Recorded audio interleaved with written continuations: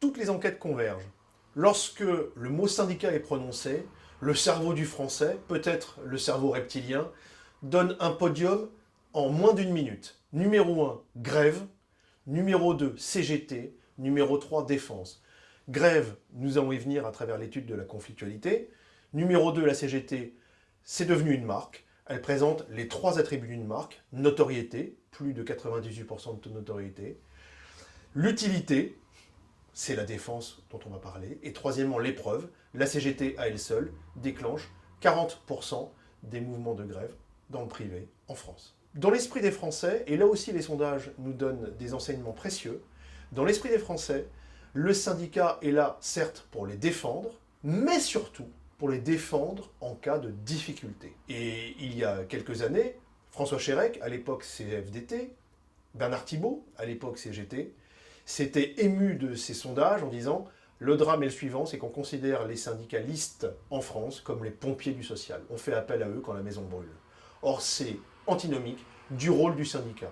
Voyons aussi, dans cette circonstance, une différence majeure avec les autres pays européens.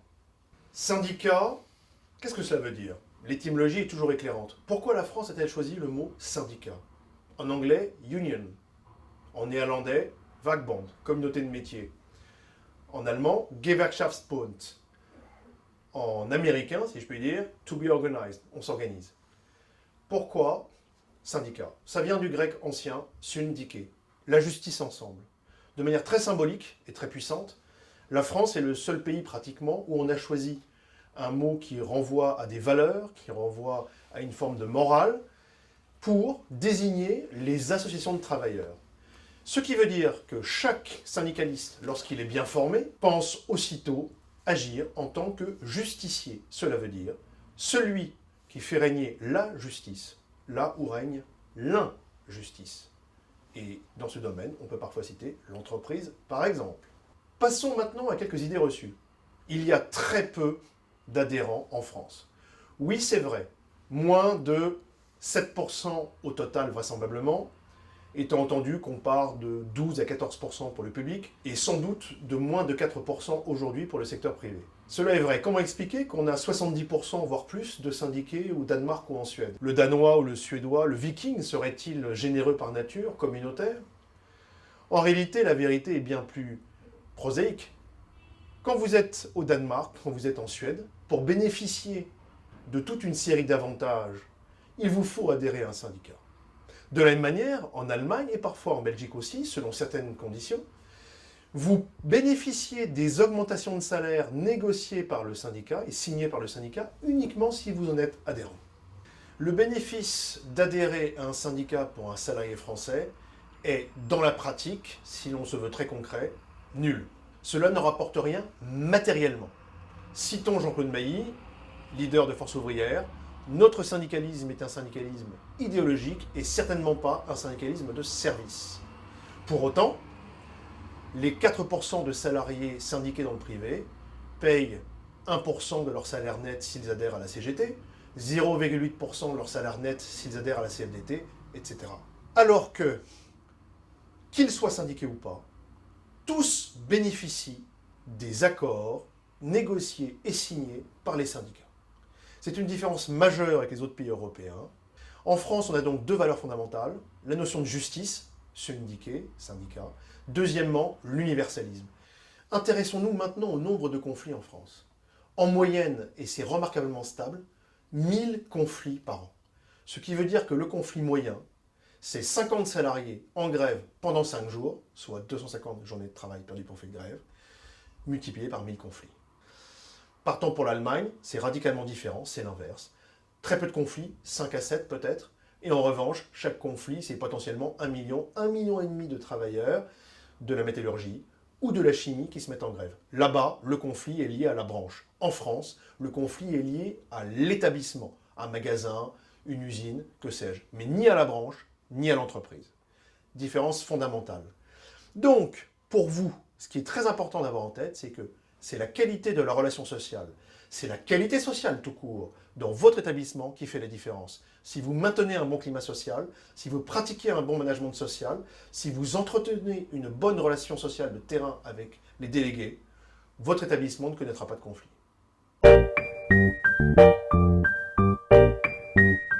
Pour comprendre le paysage syndical français actuel, pour comprendre la manière dont les syndicalistes sont formés et dont, d'une certaine manière, ils agissent, il faut remonter loin. La France est un pays d'histoire, remontons donc à la Révolution française. 1791. Si je parle marxiste, la Révolution française a été faite par la classe bourgeoise pour arracher le pouvoir à la classe aristocrate. Et dès lors, en 1791, les révolutionnaires veulent faire table rase du passé. C'est dans l'idéologie révolutionnaire, supprimer tout ce qui a existé. Premièrement, la loi Le Chapelier qui donc supprime les corporations. Rajoutons aussi que la bourgeoisie est assez gagnée à l'époque par les valeurs libérales anglo-saxonnes et veut aussi libérer le marché du travail et ne pas être sujette à des difficultés d'encadrement du travail. Tout le monde est donc très content, sauf les ouvriers et les compagnons, de la libération du marché du travail. Napoléon ira d'ailleurs plus loin en créant le livret ouvrier qui fait que vous ne pouvez quitter votre employeur si celui-ci ne vous a pas donné l'autorisation. Faisons un bond en avant. 1830, 31 plus précisément, la révolte des canuts. La révolte des canuts, donc les syndicats, à l'époque on appelle ça les associations professionnelles, sont toujours interdits. Les canuts se révoltent à Lyon, ils vont jusqu'à prendre la ville, c'est-à-dire que l'armée et les autorités quittent la ville. 1831, révolte des canuts est quelque chose de très important. Aujourd'hui encore, au Congrès de Force ouvrière, on chante les canuts, célèbre chant qui date de l'époque, pour montrer la filiation historique. D'ailleurs, cette révolte des canuts à Lyon redémarrera en 1834, puis dans les années 1840, avec ce qu'on appelait la révolte des Voraces. Nous avons une troisième grande date qui est bien évidemment 1848, la Deuxième République. Le peuple ouvrier de Paris, à l'époque Paris est une ville largement ouvrière, fait le coup de feu sur les barricades. Le régime de Louis-Philippe tombe, les républicains au pouvoir, censés être favorables aux associations professionnelles, prennent effectivement quelques membres de la classe ouvrière, toujours pour parler marxiste, dans le gouvernement provisoire. Mais ceux-ci n'auront pas une carrière très importante. On se souvient aujourd'hui seulement de l'ouvrier Albert. Dans les années 1871, cela se précise. 1870, comme vous le savez, la France perd la guerre face à la Prusse. Nous capitulons, Paris refuse la défaite, la Commune prend le pouvoir, les Prussiens regardent ce qui se passe et laissent les Versaillais, commandés par Thiers, reconquérir la capitale. Lénine appelait l'épisode de la Commune de Paris la Grande Commune de Paris. Lénine y attachait beaucoup d'importance en révolutionnaire averti. En 1871, le peuple de Paris se soulève, et ce qui est très important d'un point de vue syndical et social, c'est que la profession des imprimeurs, ceux qui lisent et composent les livres à imprimer, vont jouer un rôle d'évangélisateur très important auprès de la classe ouvrière. Ils vont diffuser les idéologies des grands révolutionnaires de l'époque, et ceci va donner naissance, plus tard, au syndicat qui aujourd'hui est le Philpac CGT, c'est-à-dire le fameux syndicat de l'imprimerie du livre, qui encore aujourd'hui en France est le seul à détenir le monopole de l'embauche. C'est donc un moment fondateur qui donne une orientation syndicale. Passons à 1884. Parce qu'en réalité, jusque-là, on est presque à un siècle d'interdiction d'associations professionnelles, donc d'interdiction syndicale. La loi Waldeck-Rousseau, du nom du ministre de l'Intérieur, est votée, mais votée après 5 ans de débat à la Chambre des députés, alors même qu'il s'agit de la République radicale, c'est-à-dire la République de la gauche. Imaginez donc, vous êtes syndicaliste, militant depuis des années, vous ne faites confiance à aucun courant politique. Mettons à côté les royalistes, marginalisés d'une certaine manière, qui, eux, appelaient au retour des corporations de l'ancienne France.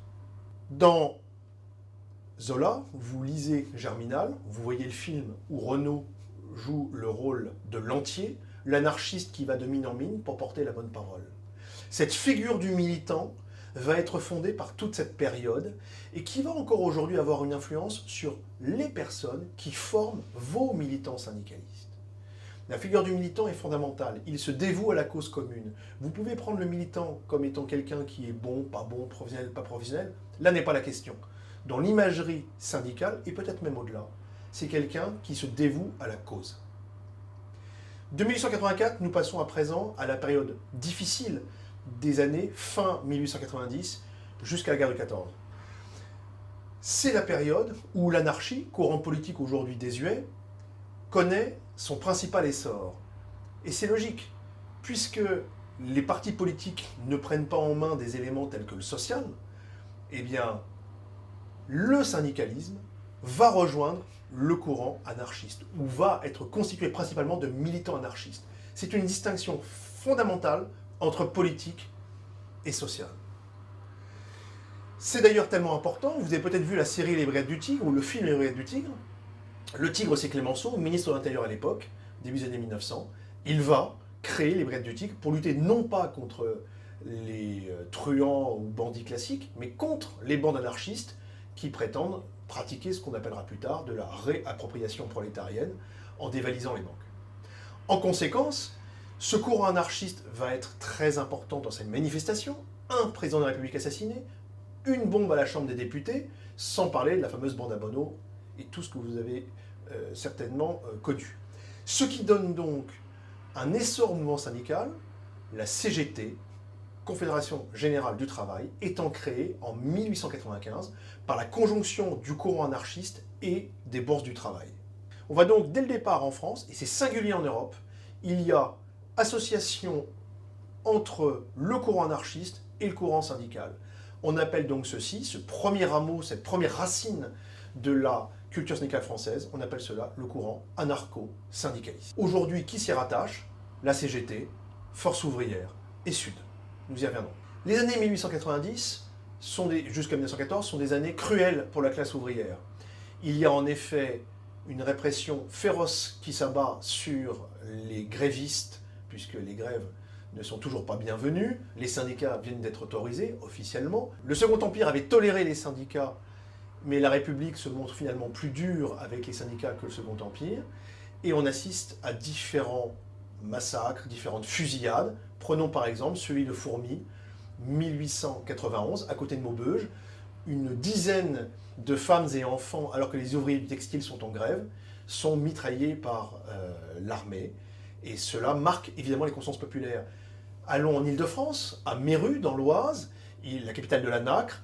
Dans les années 1900, il y a également un ensemble de mouvements sociaux qui aboutit à une fusillade.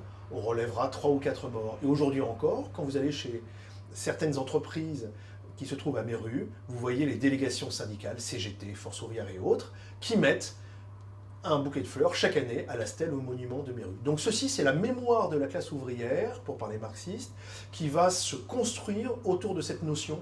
Le politique nous rejette. Nous devons prendre notre destin en main. Et en 1906, autre date importante, c'est la charte d'Amiens. Lors du congrès de la CGT à Amiens, les délégués se mettent d'accord sur l'idée suivante. Premièrement, recours à la grève générale pour transformer la société. Deuxièmement, dans un premier temps, on fait ce qu'on peut dans la vie de l'entreprise, mais à terme, nous voulons transformer précisément la société en profondeur. Et troisièmement, indépendance par rapport à la classe politique. Là encore, singularité totale par rapport aux autres pays européens. Partons pour l'Allemagne. En Allemagne, le SPD va décider de créer la Confédération allemande des syndicats, la puissante DGB, aujourd'hui encore, première confédération syndicale allemande. Un lien fort sera fait entre la social-démocratie et le syndicalisme. Un rapport mère-fille. En Angleterre, premier syndicat a été créé en 1824. Le Trade Union Council finit par être quelque chose de très important et il s'aperçoit qu'il n'a pas d'expression politique. Donc, face aux conservateurs, les Tories, aux libéraux, les Whigs, il va créer son propre parti politique, le Labour Party, le Parti du Travail, transformé par Tony Blair en New Labour. On voit donc dans ces autres pays européens, que sont l'Angleterre et l'Allemagne, un lien direct entre social-démocratie et parti politique. Certes, en Allemagne, c'est le parti politique qui crée le syndicat. En Angleterre, c'est le syndicat qui crée le parti politique. Mais le rapport est direct. En France, ce n'est pas le cas. On peut dire qu'il y a rupture depuis toujours entre parti politique et syndicat en France. Passons à présent à la guerre de 14. La révolution bolchevique a émergé en 1917. Un grand soleil rouge se lève à l'Est. Lénine pose ses 21 conditions en 1920. L'une de ces 21 conditions est la suivante. Vous, parti politique, association intellectuelle, etc., vous prétendez défendre la classe ouvrière. Si c'est vraiment le cas, rangez-vous derrière l'avant-garde de la classe ouvrière, qui est le Parti communiste.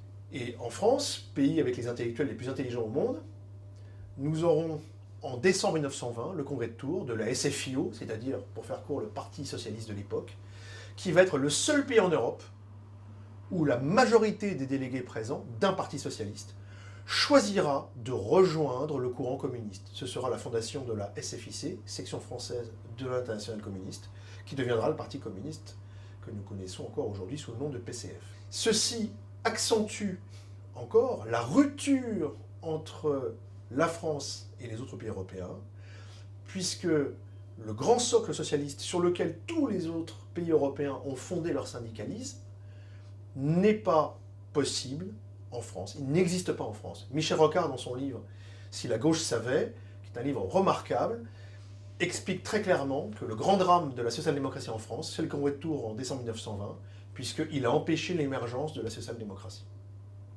À titre indicatif, aux dernières primaires pour l'élection présidentielle de 2012, au sein du Parti socialiste, 6 candidats, un seul se réclame ouvertement de la social-démocratie, Manuel Valls, il fera 2% et quelques. Je mets à part Jean-Michel Baillet, radical, qui fait 1%. On voit donc que même les leaders du Parti socialiste, à part Michel Rocard, ne veulent pas, et autrefois Jacques Delors, ne veulent pas se revendiquer sociaux-démocrates. Ce qui veut donc dire que le lien entre le syndicat et le parti politique est forcément compliqué en France. De 1920, congrès de Tours, nous passons en 1936. Bien évidemment, le Front populaire, 9 millions de grévistes. Tout le monde pense aux congés payés quand on parle du Front populaire. Savez-vous que les congés payés n'ont jamais été une revendication de la CGT?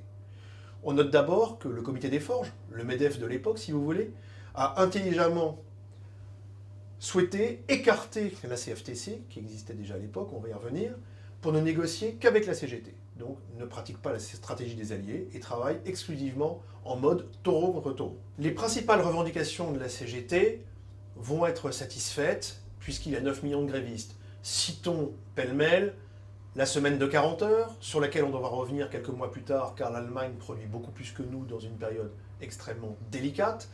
Citons également la création de la fonction de délégué, qu'on appellera plus tard délégué du personnel. On note au passage que c'est dans une situation de crise que le patronat a accepté de lâcher cette création de représentants du personnel.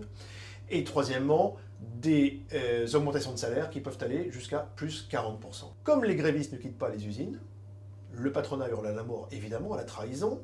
La CGT, finalement, reconnaît d'une certaine manière son impuissance. Léon Blum, président du conseil à l'époque, a l'idée, comme il fait beau, de donner les congés payés de 15 jours. Le patronat hurle à la mort, la CGT dit finalement c'est une bonne idée, et c'est comme ça que naissent les congés payés et toute la mythologie mise en scène par Renoir et ainsi de suite. Nous tirons donc de 1936 un premier enseignement. Dans votre entreprise, vérifiez bien que les attentes des salariés soient bien traduites par les revendications des syndicalistes. Si on se réfère à 1936, c'est un point essentiel. Nous retenons également de 1936 que c'est seulement dans une situation de crise forte, je l'ai dit, que la création du délégué du personnel, ce qui deviendra le délégué du personnel, est acceptée. Ce qui est un point très important pour les syndicalistes. Dans la mythologie syndicale, 1936 va être un autre point fondateur, comme la Commune l'avait été pour les générations d'après. Où positionner la CFTC et la CFDT? Ils appartiennent à un autre courant qu'on appelle la doctrine sociale de l'Église. Et disons tout de suite qu'il n'y a strictement aucun rapport entre la doctrine anarcho-syndicaliste et la doctrine sociale de l'Église. Les fondamentaux sont différents. Je parle ici d'un point de vue philosophique et non pas d'un point de vue religieux. L'Évangile révèle votre singularité absolue, en tant que personne. Si vous existez en tant que personne, cela veut dire que vous avez une dignité équivalente à toutes les autres personnes. Donc, doctrine sociale de l'Église, c'est Je suis une personne singulière, unique, donc une dignité équivalente à toutes les autres. Corrélativement, d'un point de vue social, cela se traduit de la manière suivante. Un rapport équilibré entre le patron et le salarié. D'où vient le syndicalisme chrétien? Eh bien, un des endroits où il est né, c'est le syndicat des employés du commerce, par exemple à la Samaritaine, grand magasin parisien. Vous voyez tout de suite la relation, la filiation avec la parabole du bon samaritain et avec l'évangile.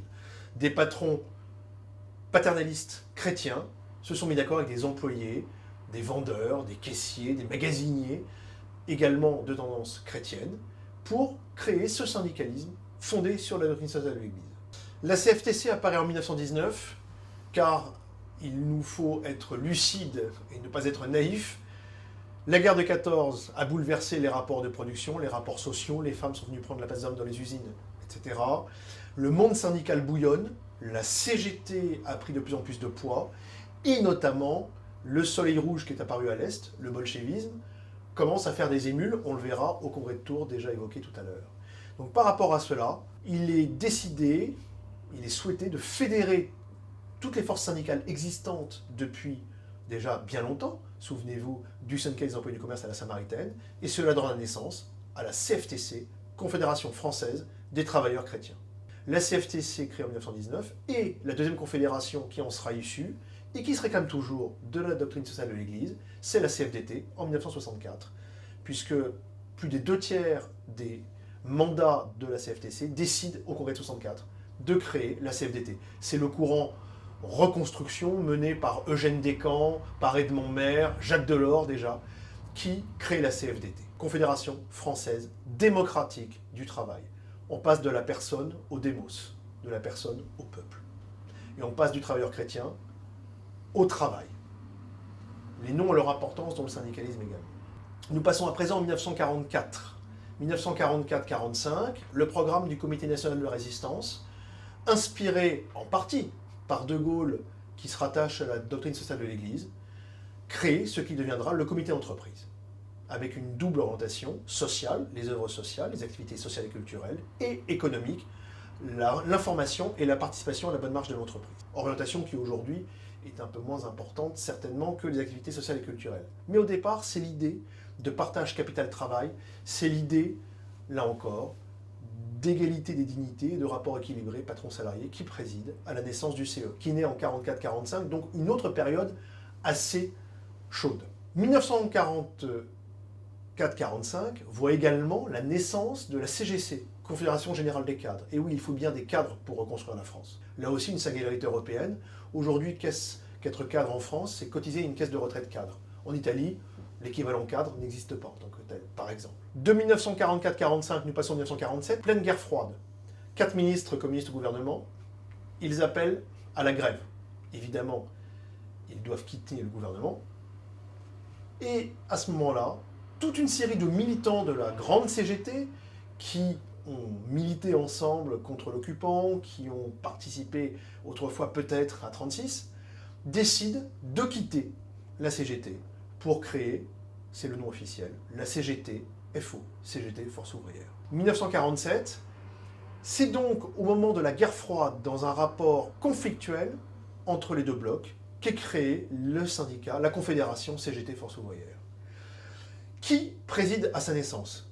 Les courants trotskistes, par exemple, Arlette Laguillet a été déléguée syndicale centrale Force Ouvrière du Crédit Lyonnais une bonne partie de sa vie, jusqu'à sa retraite, puisque son parti trotskiste est cofondateur de Force Ouvrière. Les radicaux, des socialistes, des progressistes, bref, Force Ouvrière, c'est tout ce qui n'est pas clérical, tout ce qui n'est pas communiste. Tous les courants trotskistes, socialistes, radicaux, réformistes, progressistes, vont quitter la CGT car ils estiment que la CGT est cette fois-ci totalement inféodée au Parti communiste, ce qui veut dire à l'époque directement inféodée à l'Union soviétique. En conséquence, ils vont créer Force Ouvrière seuls, mais, il ne faut jamais l'oublier non plus, avec le financement, dans le cadre du plan Marshall, des États-Unis, pour développer une opposition syndicale, une alternative syndicale à la seule CGT. D'ailleurs, dans les années 1980, Libération, Le Monde, Le Canard enchaîné, publieront les facsimilés de relevés bancaires qui attestent des versements de grandes fondations américaines, souvent appendices de la CIA, vers Force ouvrière. André Bergeron, interviewé sur TF1 à ce sujet, dira « C'est parfaitement exact, et moi en tant que socialiste, je revendique qu'à l'époque, nous étions les seuls à nous opposer concrètement à la CGT dont tout le monde avait peur. Nous avons pris l'argent américain parce que personne ne voulait nous financer, mais je vous défie de me démontrer que les Américains nous ont créés ou auraient orienté notre politique. » De la création de Force ouvrière en 1947, nous avons vu tout à l'heure celle de la CFDT en 1964, ceci nous amène à 1968. 1968, on passe à 12 millions de grévistes, 9 millions seulement si je puis dire en mai 36. 12 millions de grévistes, et là, de manière très simple, pour nous intéressés au domaine syndical, c'est la création du délégué syndical, qui a le monopole de négociation et de signature des accords dans votre entreprise, et la création de la section syndicale. Là encore, il aura fallu 12 millions de grévistes pour que le patronat et les syndicats salariés se mettent d'accord sur un tel choix, une telle création. Rien ne s'est fait dans les négociations en France, sauf dans le cas de négociations après ou pendant des crises très dures. De là, nous passons à 1982, les fameuses lois Auroux. Citons simplement création, confirmation du CHSCT. Deuxièmement, création du représentant syndical au CE. Troisièmement, c'est également la création de la négociation annuelle obligatoire sur les salaires. Depuis, vous négociez sur beaucoup de choses en plus, mais à l'époque, en 82, c'est seulement sur les salaires. Trois éléments très importants qui, là aussi, proviennent d'un changement radical, peut-être pas de régime, mais en tout cas d'orientation gouvernementale. Dernière grande date qu'il nous reste à explorer, la loi du 20 août 2008, qui est fondée sur l'idée de la représentativité syndicale à recréer, car il lui faut une nouvelle légitimité. On appellera ça d'ailleurs la loi portant rénovation de la démocratie sociale, qui est aujourd'hui un objectif affiché. Et en 2008, c'est une loi dont le nom est donné par un gouvernement sous la présidence Sarkozy. La démocratie sociale serait-elle aujourd'hui une orientation politique française? À voir. N'oubliez pas une chose, c'est que la somme de tous les adhérents des syndicats français, avec toute cette histoire qu'on vient de voir, est encore inférieure à la somme des adhérents de la plus petite confédération syndicale allemande. À quoi sert un syndicat vu du personnel? Jusqu'alors, les syndicalistes avaient une vision assez simple de la chose, puisque tout ceci avait fort bien fonctionné jusqu'en 1989, date de la chute du mur de Berlin. Pour faire très court, avant, on distinguait les syndicats pro-coco et anti-coco, pro-patron, anti-patron, et c'était assez simple pour les salariés de s'y retrouver. Après, tout change, et ça devient beaucoup plus compliqué. Et la loi du 20 août 2008 rend les choses encore plus complexes. Alors les syndicats ont travaillé, ils ont réalisé des études tout à fait intéressantes, qui nous disent la chose suivante. Tout d'abord, on va analyser ces études selon l'axe du collectif, c'est-à-dire de la négociation ou des réunions. Ce que les syndicats appellent aussi l'axe du théâtre. C'est-à-dire qu'ils ont analysé les attentes du personnel de la manière suivante. Premièrement, on ne peut plus aujourd'hui être un syndicat 100% dans l'opposition. C'était le cas autrefois de manière assez facile. Maintenant, le personnel attend très précisément des explications sur telle ou telle position. L'opposition, pourquoi pas, mais l'opposition systématique, non. Deuxième point important, deuxième enseignement de cette étude, on ne peut pas non plus être un syndicat 100% dans l'accompagnement. Si on est toujours d'accord avec la direction, on est le syndicat de la direction. En conséquence, la question pour vos syndicalistes devient comment s'opposer, sur quel sujet, à bon escient. Comment accompagner, sur quel sujet, à bon escient là aussi. Et la question qui se pose à vous devient comment aussi donner une forme de crédibilité aux syndicalistes avec lesquels nous travaillons, nous négocions, car si je fais jouer trop de pression pour qu'ils soient toujours d'accord avec moi, je les décrédibilise. A contrario, si je les mets systématiquement dans l'opposition, je les décrédibilise aussi, ce n'est bon pour personne. L'axe du théâtre, d'où cela vient-il? Pourquoi les syndicalistes l'appellent comme ça? Eh bien, même dans le jargon patronal, on parle du jeu des acteurs. C'est donc dire que la dimension théâtrale est importante. Théâtrale et aussi cathartique par définition, l'origine du théâtre. Cela veut dire quoi?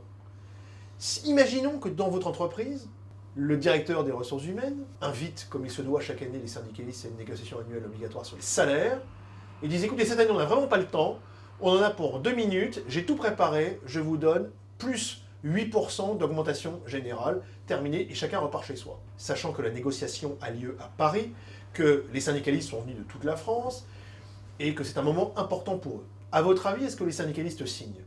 Eh bien, lorsqu'on pose cette question à tous les managers, et tous les RH et les syndicalistes avec lesquels nous travaillons, tous répondent non, évidemment. Pourquoi? Ma raison d'être est, en France notamment, la négociation annuelle obligatoire sur les salaires. C'est un point de rencontre très important. D'une certaine manière, le résultat importe moins que la manière dont il est présenté, dont je peux communiquer. On est toujours dans la mythologie la plus française, c'est-à-dire qu'il faut absolument démontrer que les syndicalistes, grâce à leur talent et leur esprit combatif, ont arraché des mains crochues du patronat les pépettes et les sous qu'ils voulaient absolument garder au fond de ses poches.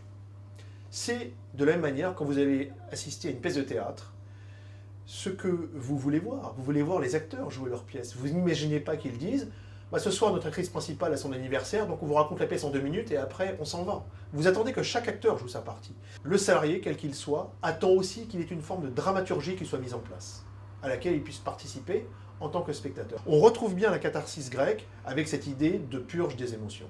D'ailleurs, cet axe théâtral, cette vision des choses, est quelque chose de partagé au plus haut niveau.